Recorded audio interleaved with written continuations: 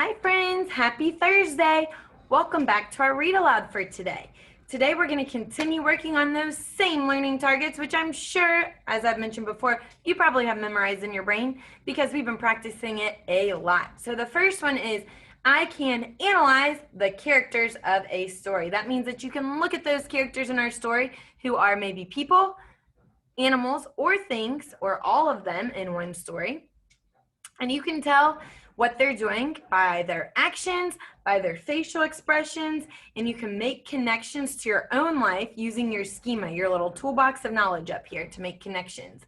We also have our learning target that says, I can name the setting of a story. And we know that the setting is when and where a story takes place. And we're always looking at those picture clues and those word clues to tell us, ooh, where are the characters? What time of day is it? When are they doing those things? To help us understand the story better. And those are things that your brain already does, but we talk about it so much to make your brain aware of it, so that if your brain starts to think about something else while you're reading, you can bring it back in and think about, oh, why am I reading this story? What am I learning from this story? And what as the reader am I supposed to learn? So today we're going to read a story called Mary Mcscary. Mary Mcscary is our main character in this story, and we're going to learn about what Mary does. So this story is written by R.L. Stine and illustrated by Mark Brown.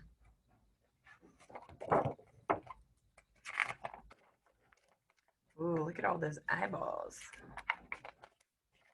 Here's our title page. Mary Mcscary. So it still has our title on it and our author and illustrator's name, but a different picture clue. As a reader right now, I see that this character, Mary's trying to be scary, maybe inside her house with a flashlight in the dark, and these little animals back here are watching her like, what are you doing? And here's where our story begins. Meet Mary Mcscary. She likes to be scary. She doesn't shout boo, she shouts boo! Beware of Mary Mcscary.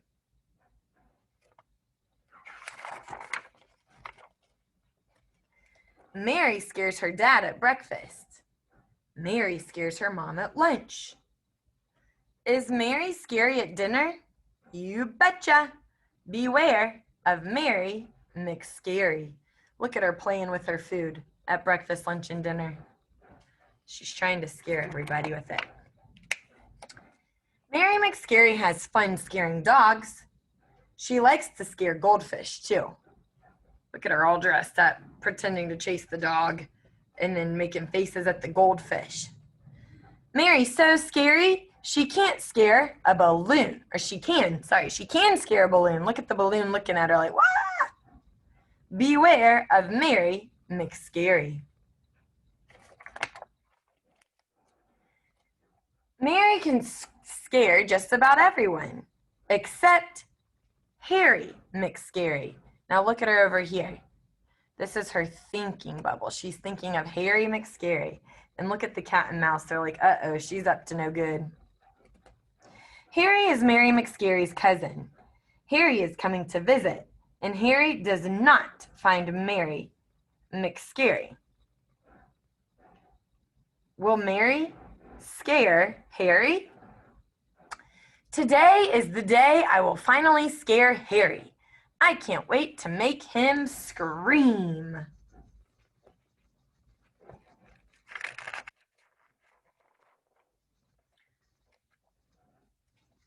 Mary gets ready. She puts on her scariest, hairiest costume. Dun, dun, dun. Look at her, looking like a wild thing. Nice hairdo, Mary. She opens the door with a roar, but Harry's not scared of Mary. Mary Mcscary tries again. Maybe giant spiders will scare Harry. Look out, giant spiders! Aw, I love spiders, so cute and cuddly. Huh? I'll show you something scary, Harry. Did the spiders work? No, he thought they were cute. Rah! Watch out, gorilla! Wild and ferocious gorilla!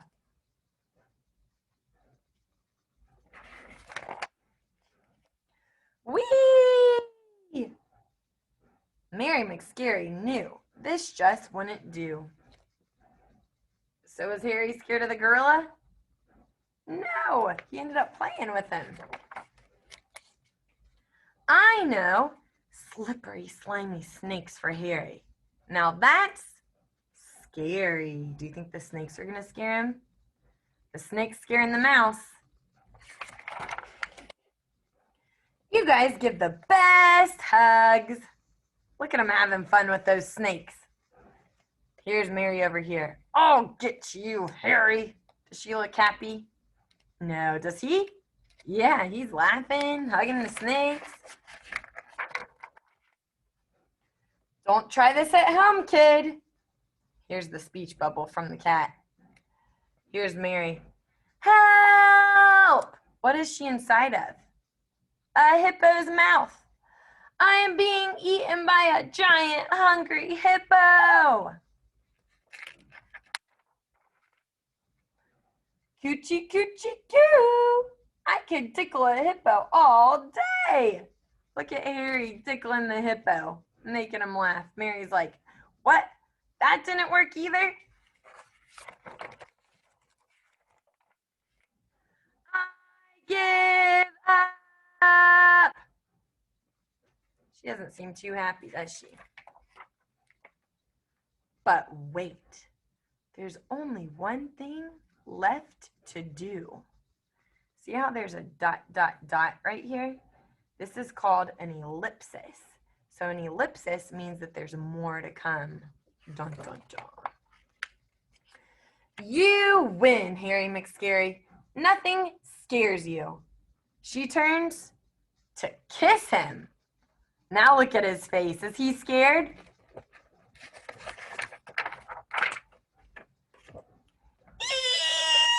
Eek! He ran out the door. She scared him so much with that kiss. I told you I was scary. You beware of Mary Mcscary. Dun, dun, dun. Very good story. So, Mary Mcscary loves to be scary, right? And she tries to scare her mom and her dad with her food at breakfast, lunch, and dinner. And then she, throughout the story, tries to scare who?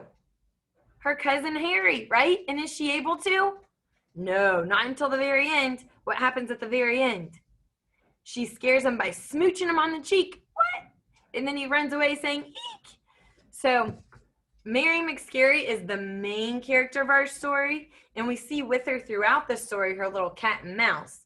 They don't talk about those characters, but we do see them on every page. And then also Harry, once he comes to town, he's another main character, right? And so she ends up scaring him at the end of that. Where was the setting of that story? It looked like at Mary's house, right? So throughout the story, they were inside at Mary's house, and then other little places too when she was trying to scare her cousin, like when she goes to get the snakes and when they're outside on the scooter and such. But the setting mostly takes place at Mary Mcscary's house, right? Such a great story. Let's give that story a round of applause. Great job this week, friends, analyzing characters and naming the setting of our stories. So this is our last week of focusing on those learning targets before we start our third unit. So next week, we'll work on another comprehension skill to add to your toolbox of knowledge up here as readers so that you can understand the stories that you're reading better. We've talked about main idea, the big idea with supporting details to look for in a story and nonfiction text.